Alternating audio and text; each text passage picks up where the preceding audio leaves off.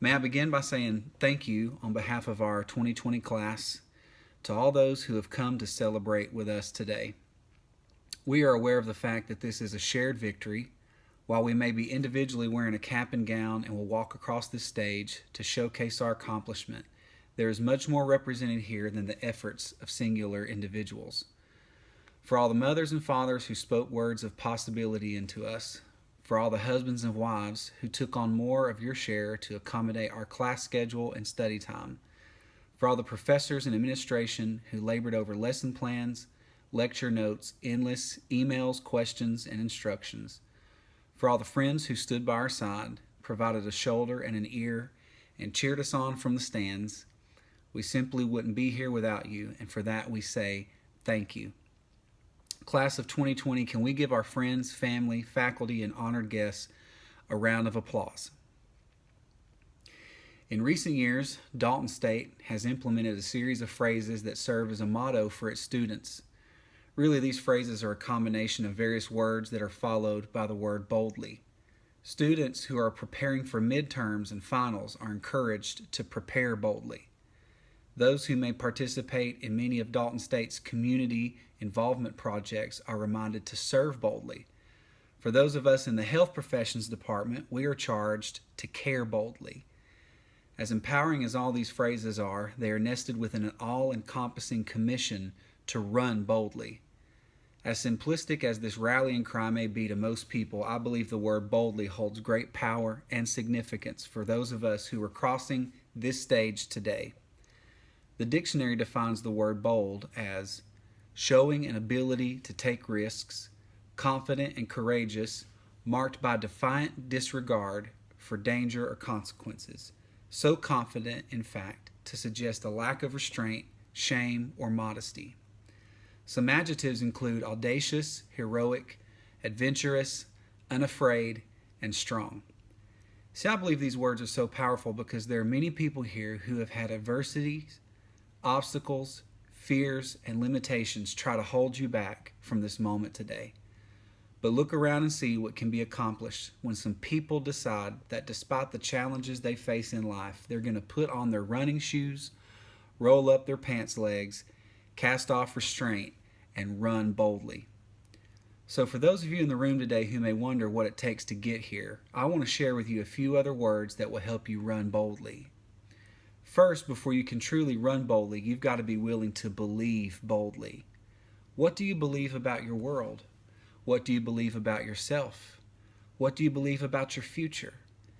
The answers to these questions provide the foundation upon which you build your life. Beliefs are more than intangible thoughts that circulate through our minds. One philosopher said, "One thing is certain, the power of belief, the power of thought will move reality in the direction of what we believe and conceive of it.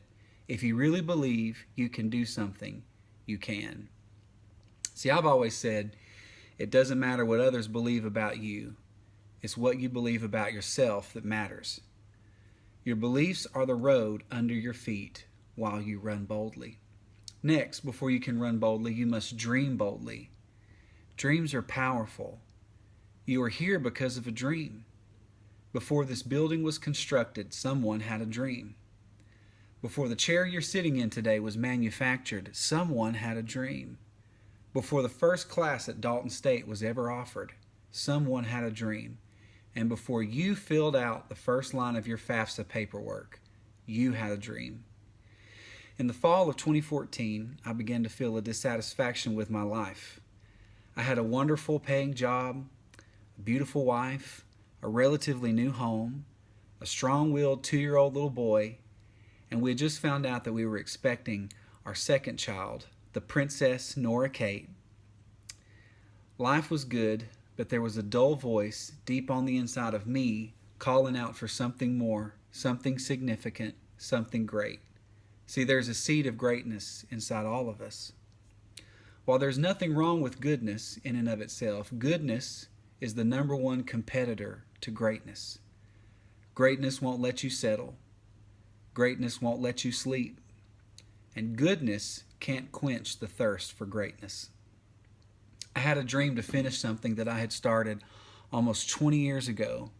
I had a dream to earn a college degree, and that sounds great on paper, but when you have to figure out just how you're going to accomplish that while working a full-time job, raising two small children in a family, and supporting all of them, trust me, the dream can turn into a nightmare really quick if you are not diligent to face your fears and dream boldly.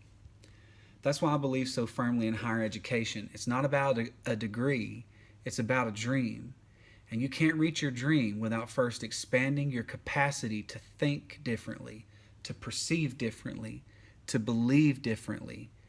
You must simply dream boldly. And after you dream boldly, you got to start boldly. See, dreams in themselves are not enough. Mark Twain once said that you can be on the right track, but if you're not moving, you'll get run over by the train. At some point, the pillow talk, the to-do lists, and the daydreams have to turn into measurable action steps. Les Brown once said, "The graveyard is the richest place on earth, because it's here you will find all the hopes and dreams that were never fulfilled, the books that were never written, the songs that were never sung, the inventions that were never shared, the cures that were never discovered, all because someone was too afraid to take that first step, keep with the problem, or determined to carry out their dream." Let me ask you here today, what are you waiting for? Dream boldly. Put the pen to the paper. Hit submit on the application. Record the song.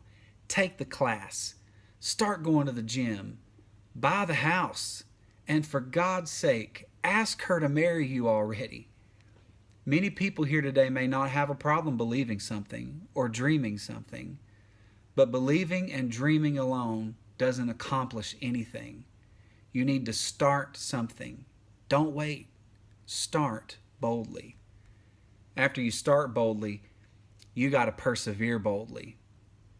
See, after you started, how many of you have ever raised your hands up in the air and wondered, when will this be over? There are no shortcuts to any place worth going. One spends more time in the middle of a race than they do any other part. People are there at the beginning to cheer you on. At the finish, they're there to pat you on the back and congratulate you. But what about the middle? In the middle is where you face your biggest fears, your worst nightmares, your scariest demons, your largest giants, and your most challenging problems. The opposition in your life is not there to disqualify you or destroy you. It's there to stretch you. Stretching produces the tension necessary to increase your capacity to expand and persevere. The greater the stretch, the greater the reach. You can run faster because of the stretch. You can run harder because of the stretch. And because of the stretch, you can persevere boldly.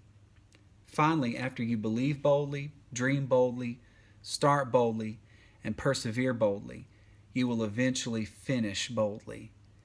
Finishing boldly is not about finishing first, second, or even last. It's about finishing well and finishing fulfilled. When I think about finishing boldly, I'm reminded of a lady, we'll call her Linda. I met Linda this year during my field placement at Welcome Home of Chattanooga. Welcome Home is a hospice home that provides shelter to homeless persons who are participating in end-of-life care. Linda had come to Welcome Home during some of the final stages of her struggle with ALS. By the time I met her, she had lost her ability to speak. She was only able to communicate through writing her words on a small electronic tablet.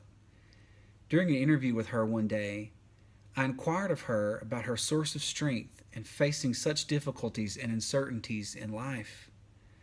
With a smile on her face and tears welling up in her eyes, she began to tell me how she had found great strength in knowing that Christ had ordered her path in such a way that she could see through eyes of gratitude instead of her grief. She was thankful that her path had brought her to a place where she was surrounded by people who loved and cared for her. She was not afraid of death because she had lived a life full and happy.